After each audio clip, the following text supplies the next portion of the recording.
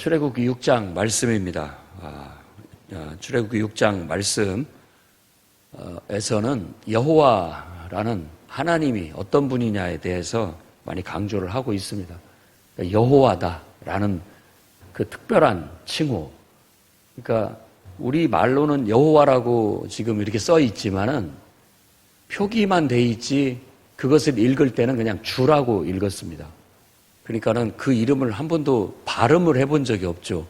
그 표기가 나오면 그 발음대로 읽지를 않고 그냥 그것은 이스라엘의 하나님을 이렇게 지칭하는, 상징하는 기호처럼 쓰이고 그것을 읽을 때는 그냥 주님이라는 그런 말로 그냥 대체해서 읽게 되는 거예요.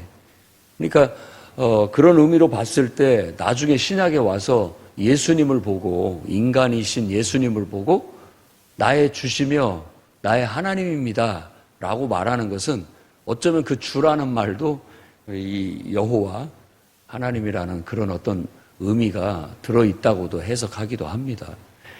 그러니까 이 여호와라는 이름이 갖는 유대인들에게 갖는 특별한 의미가 있어요. 그래서 나는 여호와다. 그 여호와가 지금 모세와 아론을 통해서 이 백성들을 인도해낼 것이고, 바로 그 여호와 하나님이 모세와 아론을 보내서 이집트의 왕, 바로 왕을 상대해서 그 왕에게 이 백성을 보내라고 강력하게 요구했다라는 것이 오늘 출애굽기 6장 말씀의 가장 중요한 내용입니다. 1절 말씀에는 앞의 내용과 연관이 돼서 하나님께서, 여호와 하나님께서 강한 손을 네가 보게 될 것이다 라고 말함으로써 이 강한 손이라는 표현 자체도 관용적인 표현으로서 하나님의 강력한 능력, 권능, 그러니까 하나님께서 바로에게 보이실 그런 이적들, 하나님이 나타내실 능력들을 말하는 겁니다. 그런데 그 능력들이, 그 이적들이 결국 바로 왕을 심판하는 것들이 될 거다라고 말하고 있습니다. 그래서 그 하나님의 강한 손을 맛보게 되면 하나님께서 강한 어떤 능력으로 그들을 치시고 또 그들에게 고통을 주게 되면 그들이 이제는 붙잡는 것이 아니라 내쫓듯이 너희들을 내보내게 될 것이다 라는 그런 말씀을 하고 있습니다. 그게 하나님의 역사입니다. 아무리 강한 우리 앞에 벽이 있다 할지라도 어느 순간 그 벽이 무너져 내리는 날이 옵니다. 그러니까 우리는 믿음을 갖고 하나님이 우리에게 시키신 일이라면, 하나님께서 우리에게 말씀해 주신 이게 하나님의 뜻이라면, 하나님 말씀이라면 그대로 됩니다. 그러니까 우리는 계속 하나님 그대로, 하나님 약속하신 대로 이루어 주시옵소서, 하나님의 뜻대로 이루어 주옵소서 늘 기도하면서 흔들리지 않고 믿음으로 계속 그때를 기대하고 나아가면 어느 날 하나님께서는 이 강한 손을 보여주셔서 아무리 강한 장벽이라도 다 결국은 무너져 내리게 되고 정반대의 상황이 오게 됩니다. 처음이 나중되고 나중이 처음 되는 완전히 상황이 뒤바뀌는 상황이 오게 된다는 거예요. 지금은 가지 못하도록 강하게 붙잡고 있지만 그때 되면 빨리 가버려라 라고 내쫓듯이 하게 되는 날이 오게 될 것이라는 걸 말해주고 있습니다. 바로 그런 놀라운 능력을 행하시고 이스라엘과 하나님이 언약하시고 그 언약을 신실하게 지키시고 그 언약대로 강한 능력으로 역사하시는 그 하나님을 여호와라고 그렇게 지칭을 합니다. 앞에서 모세에게 하나님께서 말씀하시기를 누가 나를 보냈다라고 묻는다고 하면은 내가 뭐라고, 누구라고 얘기해야 되겠습니까? 라고 했을 때 스스로 있는 자라는 그런 말을 했는데, 바로 여호와라는 그 기호의, 그 표기의 뜻은 스스로 있는 자라는 그런 의미가 있는 것으로 그렇게 해석을 합니다. 그러니까 스스로 있다라는 것은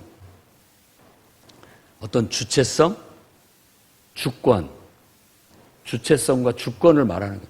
내가 스스로 있다라는 것은 누구도 의지하지 않고 내 스스로가 자발적으로 어떻게 보면 주체적으로 있다라는 그런 거잖아요. 그래서 어떻게 보면 이것 자체가 이 이스라엘 백성이 애굽이라는 곳에 가서 바로 왕의 밑에서 애속돼 있어가지고 거기에 노예 생활을 하고 있는데 이제는 너희가 주체적으로 나와서 스스로 독립해서 하나님 백성으로 스스로 자기 정체성을 가지고 똑바로 서야 된다라는 어떤 그런 의미를 갖고 있습니다. 그래서 제가 이렇게 말씀을 묵상해 봤을 때 스스로 있는 자, 뭐 영어로도 I am, that I am. I am이라는 건 나는 있다, 나는 존재한다. 나 자신에 대한 정체성이에요. 그러니까 하나님은 하나님인데 그냥 일반적인 객관적인 하나님, 이런 하나님일 경우에는 우리에게 크게 의미가 없습니다. 그렇죠? 대통령, 우리나라 대통령이죠. 하지만 그 양반하고 인격적으로나 나하고 별 관계가 없어요. 내가 그분을 만나서 한번 대화도 안 해봤고, 뭐 밥도 한 번 안 먹어봤고, 속마음을 같이 이렇게 나누지도 안 해봤고, 그러니까 나한테 별 의미가 없는 거예요. 그냥 대통령이죠. 그런데 그분이 나하고 특별한 관계가 됐을 때는 다른 의미예요. 그렇죠? 그러니까 하나님이라고 했을 때하고 여호와, 나의 주님이라고 말했을 때는 나에게 있어서 이제는 특별한 의미가 됐다라는 거예요. 이 세상에 수도 없는 남녀들이 있지만 그 중에 하나, 여러분들이 만나서 사랑을 하고 서로 혼인을 하게 됐을 때 이제 그 사람은 수많은 남자들이나 수많은 여자들이 있지만 그 사람은 나에게 특별한 의미가 있잖아요. 언약 관계. 서로 사랑을 하고 서로 언약을 해서 하나가 된 그런 특별한 관계인 것처럼 바로 여호와라고 했을 때는 하나님과 이스라엘의 백성들은 바로 그런 특별한 관계 속에 있다라는 걸 말해주는 거예요. 옛날에 모 대통령께서 그랬죠. 우리가 남이가라고 그랬다고 했잖아요. 우리가 남이 아니에요. 그러니까 하나님은 이제 누구의 하나님이 아니라 바로 나의 하나님, 그리고 내 조상의 하나님, 여기서 강조하는 게 아브라함과 이삭과 야곱의 하나님, 그들과 언약했던 하나님, 그래서 그 자손의 자손들과 계속해서 언약 관계에 있는 하나님. 그래서 나는 그들의 하나님이 되고 그들은 내 백성이 되는, 그러니까 하나님의 백성이라는 특별한 관계 속에 하나님을 지칭할 때 바로 이 여호와 혹은 야훼라고 그렇게 발음을 하기도 하는데, 여호와 하나님, 그러니까 우리 주님, 나의 주님이라고 하는 그런 친근감 있는 특별한 어떤 관계라는 의미로서 그렇게 지칭을 했다라는 것을 오늘 말씀에서 밝히고 있습니다.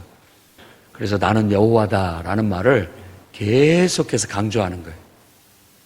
그러니까 우리도 자녀한테 내가 바로 네 아버지다, 내가 네 애비다, 이런 걸 계속 강조해서 너하고 나하고는 그런 관계다, 아버지와 아들의 관계다라는 걸 강조하듯이 내가 바로 네 남편이다 라고 말하는 것도 계속해서 서로의 관계를 인식시키면서 그 관계 속에서 서로 소통하려고 하는 것처럼 계속 그런 것들을 하는 겁니다. 내가 바로 여러분의 담임 목사다, 뭐 이런 것들도 계속해서 서로의 관계를 인식하고 그 관계 속에서 적절한 걸맞는 행동과 태도와 또 그런 소통, 상호 관계를 유지하려고 하는 것처럼 바로 하나님께서 나는 여호와다라고 말하는 것도 하나님은 그들의 하나님이 되고 그들은 내 백성으로 내가 여겨서 그들과 함께 상호 관계를 가지고 서로 소통하면서 적절한 하나님은 하나님으로서의 역할, 그의 백성은 그의 백성으로서의 역할을 상호 잘함으로써 어떤 이상적인 공동체를 이루고 하나님의 뜻을 이루는 하나님의 군대의 개념을 갖게 만들려고 하시는 겁니다. 그래서 오늘 말씀에서는 바로 그것을 강조하고 있습니다. 그러면서 모세에게 너는 가서 그걸 알려줘라. 내가 여호와다라는 것을, 그리고 바로 애굽의 무거운 짐 밑에서 너희를 빼내고 또 그들의 애굽의 노역에서부터 너희를 건져내고 또 편팔이라는 거, 이렇게 팔을 펴서 한마디로 말해서 너희를 이렇게 끌어안겠다, 그런 말이죠. 편팔과 또 여러 큰 심판들을 이 애굽 바로에 내려서 너희를 속량하겠다. 속량하겠다라는 건 지금 이 애굽에서 이스라엘 백성이 노예로 있다라는 그런 의미가 전제가 깔려 있는 겁니다. 속량이라는 것은 값을 지불하고 산다라는 거예요. 값을 지불하겠다라는 거예요. 그러니까 노예라고 한다면 내가 충분한 대가를 그들에게 지불하고 너희들을 사겠다, 이런 의미를 갖는 겁니다. 그래서 애굽에서 이제 신세를 지고 있기 때문에 거기에서 마치 우리가 애속된 것처럼 그들에게 애속되어져 있고 노예처럼 거기에서 종노릇을 하고 있는데, 내가 너희를 대가를 충분히 지불해 가지고 속량시켜서 꺼내듯이 너희들을 노예에서 해방시키겠다라는 그런 의미를 말해주고 있는 거예요. 그러니까 모세와 아론을 통해서 이스라엘 백성에게 이 비전을 심어주는 거죠. 이걸 모르니까 자꾸 이 백성들이 모세와 아론을 원망하고 불평하고 의심하는 거예요.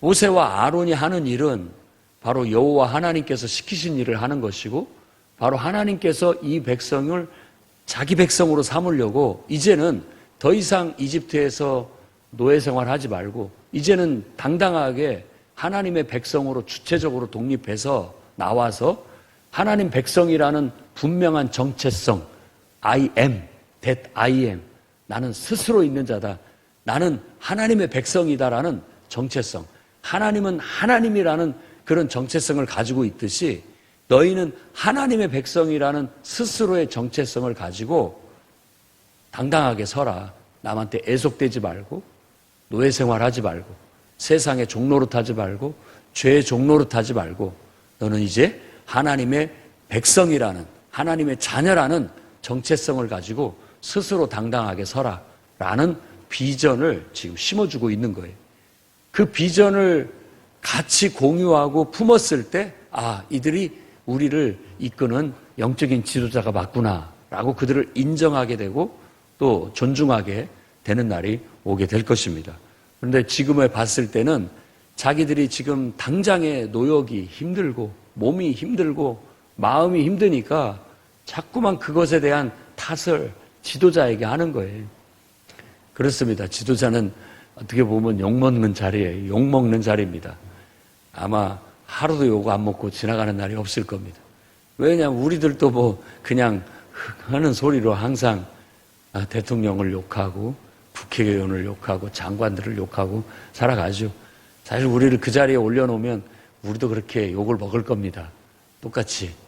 예, 그보다 더 잘하지는 못할 거예요, 아마. 하지만 이제 어찌됐든 그 자리는 항상 잘해도 욕먹고 못해도 욕먹고 그런 곳이 그 지도자의 위치예요. 그러니까 우리들 누구든지 교회 안에서도 마찬가지입니다. 사람 사는 데는 다 똑같아요. 어떤 지도자의 위치에 있으면 칭찬도 듣고 존경도 받지만 또 어느 한 부분은 항상 욕도 먹고 비판도 받습니다. 근데 그것을 다 반응하고 살면 못 삽니다. 어떻게 삽니까? 못하죠. 그냥 흘려들을 때는 흘려듣고, 다 사람들은 한 면에는 불만도 있고 또 원망도 있는 것이기 때문에 사람들이 불만과 원망을 다 자기 안에서 문제를 찾으려고 하는 그런 심보는 없습니다. 다 남 탓을 하고 싶지, 환경 탓을 하고 싶고, 그래서 여러분들 뭐 가정에서도 집안에 문제 있으면 다 남 탓하는 거죠. 조상 탓이라도 해야 이 속이 풀리잖아요. 내 탓이라고 한다면 내가 우울해지니까 그냥 조상 탓이라도 해야 그래도 좀 마음이 풀릴 수 있는 것이죠.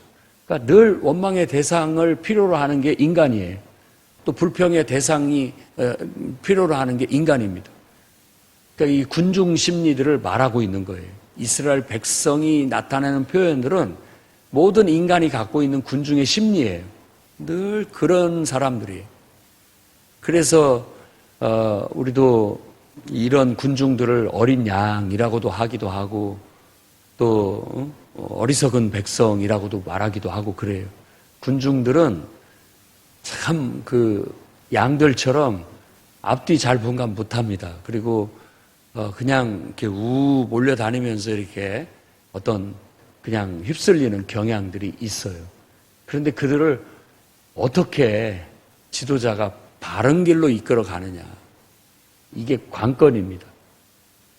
어떻게 막 쉽사리 휩쓸리고 또 원망하고 불평하고 이런 군중을 어떻게 하면 한 마음으로 잘 묶어서 한쪽 방향으로, 올바른 방향으로 생명의 길로 이끌고 가느냐가 지도자의 역할이에요. 그러니까 이게 쉽지가 않죠. 그러니까 지도자의 역할을 잘하는 사람은 아주 존귀한 사람입니다. 너무 귀한 사람이에요. 그런 사람을 통해서 하나님이 일하시고 사용하시는 거죠. 그리고 모세처럼 나중에 그냥 이름 없이 또 무덤도 없이 그냥 사라지는 거죠. 한 시대에 그때 필요 적절하게 쓰임 받으면 된 거예요. 딱 그 시대에 그 일을 위해서 하나님께서 쓰시고자 하실 때 딱 사용했다면 그걸로 딱 끝내고 그냥 이름 없이 사라지는 것이 제일 깔끔하고 좋아 보입니다. 아무튼 모세와 아론, 특히 모세가 그 하나님과 이스라엘 백성 사이를 왔다 갔다 하면서 그들을 하나님의 뜻을 전달하고 하나님의 뜻대로 이끄는 일에 굉장히 수고를 많이 하고 있어요. 그 일이 어려운 일입니다.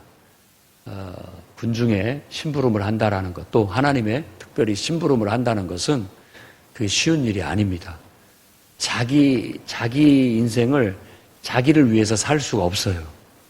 그런 점들이 아주 강합니다. 그래서 이 출애굽기를 보면은 모세라는 한 영적 지도자의 어떤 모습을 우리가 많이 묵상할 수가 있어요. 여러분들도 모세 같은 훌륭한 영적 지도자가 돼서 인생을 좀 더 가치 있게 사시기 바랍니다. 인생은 쉽고 편하게 산다고 좋은 게 아니라 가치 있게 살아야 됩니다. 가치 있으면서 쉽고 편하면 좋겠지만 그럴래야 그럴 수가 없어요. 그만큼 가치가 있다면 그 가치가 있는 만큼 어려움이 있기 마련입니다. 그러니까 왕이 되려는 자, 그 왕관의 무게를 견뎌야 된다라고 누가 그렇게 상징적인 의미로 얘기를 했는데 딱 맞는 말이에요. 그 위치가 있다면 그 위치의 무게를 감당해야 되는 거예요. 여러분이 목자가 됐다면, 여러분이 교사가 됐다면 그 무게가 있어요. 그 역할의 무게가 있다고요. 그걸 감당하기 위해서 우리는 늘 기도하고 내 마음과 생각을 지켜야 됩니다. 나는 하나님의 종이다. 하나님이 나를 불렀다.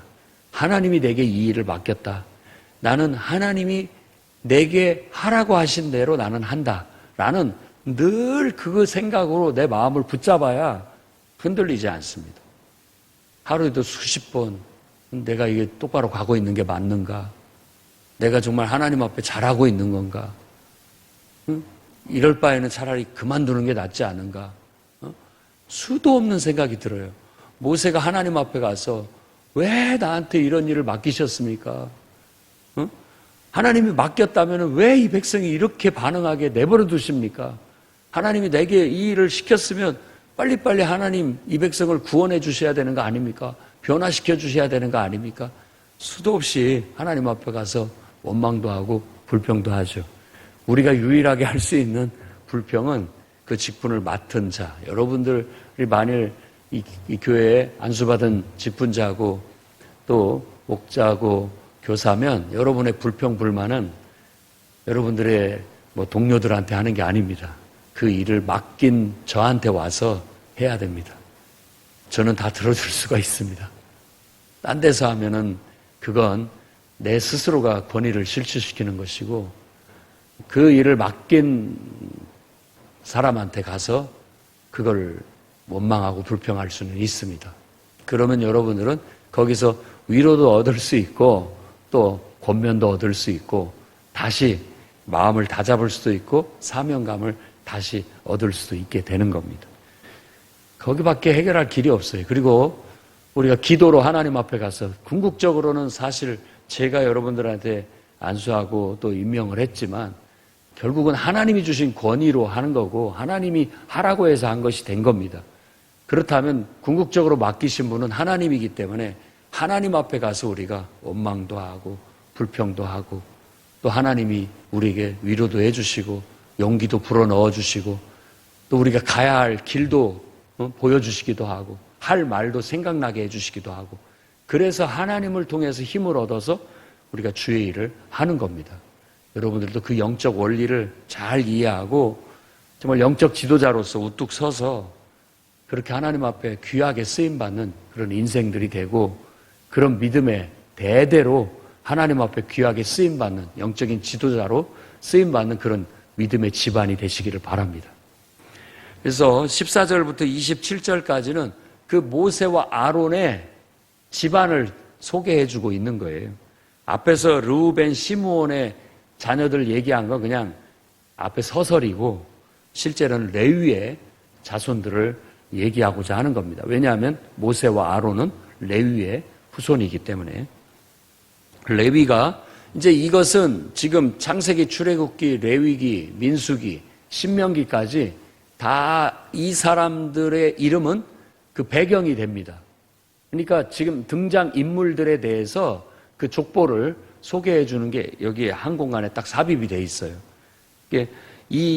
이것은 이야기를 이렇게 쭉 써나가다가 이해를 돕기 위하여 이 레위의 후손들의 우리에게 이 내용의 글에 나오는 등장하는 인물들의 이름을 소개해 주고 있습니다. 그래서 레위의 후손, 자녀는 게르손, 고핫, 무라리 이 세 사람 기억해야 되고 그 중에서 고핫이라고 하는 둘째 아들이 아므람이라고 그렇게 얘기를 하는데 이 아므람이 앞에서 밝히지 않았지만 바로 모세의 아버지라고 소개를 하고 있습니다.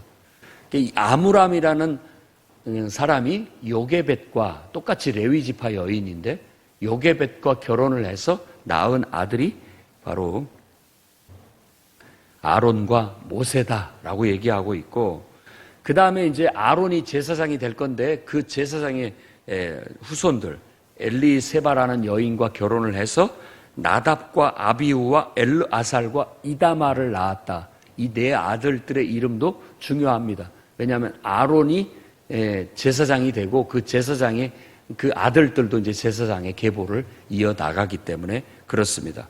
그리고 그 중에서 또 엘르아살의 아들 비느하스가 나오는데 이 비느하스도 바로 아론의 후손으로서 큰 역할을 나중에 하게 됩니다. 그러니까 비느하스라는 이름도 기억을 하고 있으면 도움이 될 겁니다. 그러면서 서설이 붙기를 26절 말씀을 보면 이스라엘 자손을 그들의 군대대로 애굽 땅에서 인도하라 하신 여호와의 명령을 받은 자가 바로 이 아론과 모세다라고 했는데 이제부터 이스라엘을 여호와의 군대 개념으로 설명을 합니다. 이스라엘이라는 그 이름 자체의 뜻도 하나님의 군대라는 이 의미가 가미되어 있습니다. 그러니까 하나님과 싸워서 이겼다라고 그렇게 말하는 말이지만 사실은 하나님의 군대로서 하나님이 함께 하셔서 싸워서 이겼다라고도 해석을 할 수 있기 때문에 그래요. 하나님의 백성은 하나님의 자녀이기도 하고 하나님의 백성이기도 하지만 어느 순간은 하나님의 군대가 됩니다. 하나님을 위해서 싸우는, 하나님을 위해서 일하는 일꾼들.